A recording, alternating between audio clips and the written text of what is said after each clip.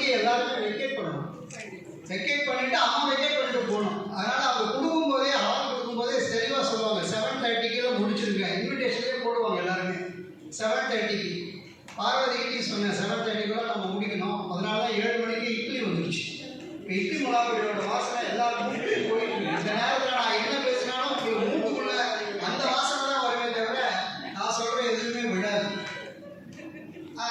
நான் கடைசியாக பேசுறதுக்காக எப்போவுமே நான் சந்தோஷப்படுவேன். ஏன்னா எல்லாரும் பேசி முடிச்சதுனால எனக்கு பாயிண்ட்ஸே இருக்காது. இந்த புத்தகத்தை பற்றி சொல்லணும். அதாவது பார்வதிக்கு ரொம்ப நாள் ஒரு பெரிய ஆசை உண்டு. உரத்த சிந்தனைன்றது எழுத்தாளர் சங்கமாக புலம்புவாங்க.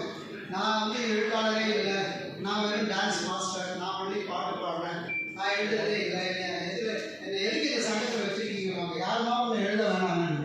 அப்புறம் பாடல் எழுத ஆரம்பித்தாங்க. அம்மா பாட்டு நல்லா எழுதுமா பாட்டே எழுதுங்க. அப்புறம் கொஞ்ச நாள் கழிச்சு ஸ்கிரிப்ட் எழுத ஆரம்பித்தாங்க. இந்த ஹெல்மெட்டுக்கு அந்த அப்புறம் வந்து திருக்குறளுக்கு அதுக்கு உண்டான பாடல் திருக்குறளை வந்து கொண்டு வந்து அதை ஸ்கிரிப்டாக மாற்றி அதை டான்ஸ் ஆடணும். பரவாயில்ல ஸ்கிரிப்ட் ரைட்டிங்லாம் வருது, நீங்கள் நல்லாவே எழுதலாமே அப்படின்னு. அப்புறம் மக்கள் குரலில் போய் கதை சொல்ல ஆரம்பித்தாங்க. அதை என்ன டிபார்ட்மெண்ட்டும் அவங்க விட்டு வைக்கல.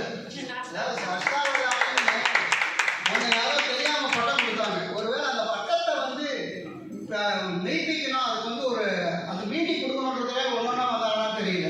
ஸோ பாடகராக ஆரம்பித்து டான்ஸ் மாஸ்டராக ஆரம்பித்து அதுக்கப்புறம் ஸ்கிரிப்ட் ரைட்டராக போய் அப்புறம் 10ஆவதுக்கு அப்படி மக்கள் தொலைக்காட்சியில் போய் இந்த பீர்பால் கதையை சொல்ல ஆரம்பித்தாங்க.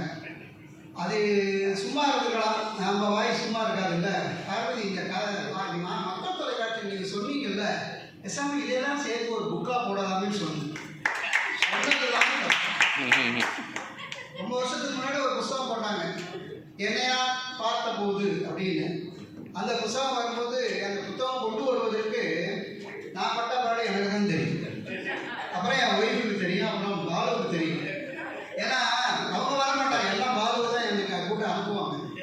நான் பார்வதிக்கு சொன்னேன், பார்வதி இதோட எழுதுறது நிறுத்திங்க, அடுத்து ஒரு புத்தகம் நீங்கள் எழுதக்கூடாது. எழுதுறதா இருந்தால் என்ன விட்டுடுங்க. எனக்கும் பாலுவுக்கும் உங்களால் வந்து உங்களுக்கு 2 பேருக்குள்ள பிரச்சனை வருதோ இல்லையோ, ஒரு நல்ல நண்பன் பாபு நான் எழுந்திருக்கோம் போல. அது அடுத்த ஆரம்பிச்சாச்சு. ஏற்கனவே சுடுதலையான ஒரு யூடியூப் சேனல் வேறு இருக்கு. அதில் நீங்கள் என்ன அவங்க வந்து அவங்களுடைய டான்ஸ் ப்ரோக்ராம் தான் போட்டுட்டு இருக்காங்க. டான்ஸ் ப்ரோக்ராம் தான் போட்டுட்டு இருக்காங்க. இப்போ என்னாச்சுன்னா உங்களால் நீங்கள் வந்து நாரதர் கழகம் மாதிரி ஆரம்பிச்சிருக்கீங்களா? இப்போ இது வந்து அடுத்த எங்கே போகும்னா ராஜாராம்கிட்ட போகும். யாரே எங்கள் யூடியூப் இருக்காரு, எங்கள் யூடியூப்ல எடிட்டர், அவர் அங்கே போச்சுன்னா அந்த அம்பு எங்கே திரும்பி வரும், மறுபடியும் எனக்கு தான் வரும். சார் பார்வதி பாலசுப்ரமணியம் ஒரு யூடியூப் ஆரம்பிச்சிட்டாங்க, கதையெல்லாம் சொல்ல போகிறாங்களா? அது நம்ம தான் பண்ண முடியும். நம்ம எங்கேயா பண்ண போகிறோம், நீ தான் ஏன் பண்ண முடியும்? நான் என்ன சார் பண்ணுறது? எல்லாம் நீங்கள் தான் சார்.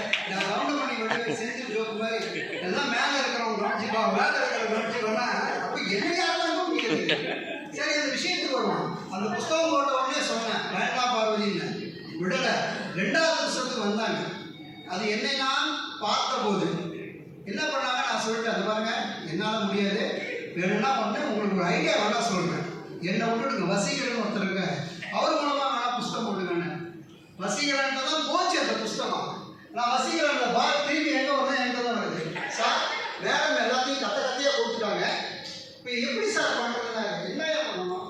சரி, இந்த பக்கங்கள்லாம் போட்டு பிரித்து அழகாக வந்து எதில் ஃபோட்டோ வைக்கணும். சரி வாங்க, ஒரு நாள் ஃபுல்லாக உட்கார. வசீகரன் சொல்கிறது உண்மையா இல்லையாப்பா? நான் முதல் புத்தகம் போடும்போதே வேண்டாம் விலகி போன ஆளை இவங்க பின்னாடி கேட் வழியாக வந்து எப்படி இப்போ கூட்டணி கட்சிகளுக்கு பின்னாடி கேட்டில் வந்து பேசுகிறாங்களோ அந்த மாதிரி வழியாக வந்து சரி நம்ம பார்வதி 2வது பார்வதி 2ஓட நிறுத்திங்க போதும்னு நான் சொன்னேன் இல்லையா. அந்த மக்கள் தொலைக்காட்சியில் அதை எடுத்துக்கிட்டாங்கப்பா. எடுத்துக்கிட்டு அந்த புத்தகத்தை போன வருஷம் போட்டாங்க. அப்போ போடும்போது அப்படி நான் சொல்லிட்டேன், ஐயோ நான் ரொம்ப தப்பு பண்ணுறேங்க. அது 80 கதை சொல்லியிருந்தாங்க. 80 அதை ஒரே புஸ்தகமாக போட்டிருந்தா அந்த ஒரு புஸ்தகத்தோடு போயிருக்கும். என்ன கதை பார்த்து சின்ன சின்ன குட்டி கதை வச்சு பேர் வச்ச எனக்கே அது மறந்து போச்சு. சின்ன சின்ன நீதி கதைகள், அது எனக்கு பேர் மறந்து போச்சு. நான் அப்பயே 80 புஸ்தகம் 80 கதைனாங்க. ஒரு கதையும் படித்து பார்த்த 4 80 × 4 320 பார்வதி. இது தலகாணி மாதிரி எல்லாரும் தலைகாணியாக வச்சுருப்பாங்க. பேசாமல் என்ன பண்ணலாம்னாங்க, இந்த புக்கில் ஒரு பார்த்து போடுங்க, கொஞ்ச நாள் கழிச்சு இன்னொரு பார்த்து போடுங்கன்னு சொல்ல யோசனையும் நான் தான். ஆக மொத்தம் எல்லா யோசனையும் சொல்லிட்டு அந்த வம்புக்குள்ள மாட்டிக்கிறது நான் தான். அதனால இது எனக்கு என்ன சொல்றதுன்னா, ஒரு அன்பு தொல்லைன்னு சொல்லுவாங்க இல்லையா, நம்ம ஒரு குழந்தை மனம் படைத்த பார்வதி அதை கொண்டு வரணும்னு ஆசைப்படுறாங்க. இப்போ அவங்களுடைய ஆசையெல்லாம் பழிச்சிருச்சு. ஒரு எழுத்தாளராகவும் மாறிட்டாங்க, ஜென்ம சாவலே அடைஞ்சிட்டாங்க. அடுத்தது யூடியூப் ப்ரொடியூசராக ஆகிடுவாங்க. அந்த உபயம் பட்டுக்கோட்டை பிரபாகர்.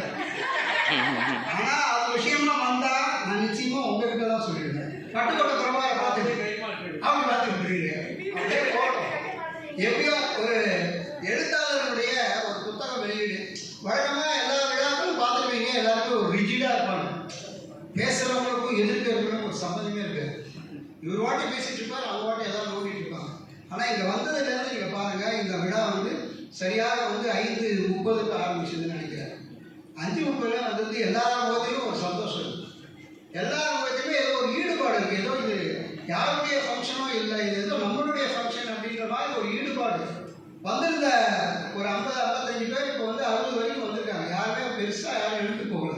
இதெல்லாம் எதை காமிக்குதுன்னா, பார்வதி பாலசுப்ரமணியன் என்கின்ற ஒற்றை மனுஷியினுடைய ஒரு ஆளுமைக்கும், ஒற்றை மனுஷியினுடைய ஒரு அன்புக்கும், அவர்கள் மற்றவர்களோடு எப்படி நடந்து கொள்கிறார் என்பதற்கும் எடுத்துக்காட்டு தான் இந்த விழா. இந்த விழா வைக்கும்போது நான் தான் சொன்னேன், அந்த ஹால் ரிப்பேராக இருக்குமா, எப்போ முன்னெச்சரிக்கையாக பார்த்துங்க. உங்களுக்கு அநேகம்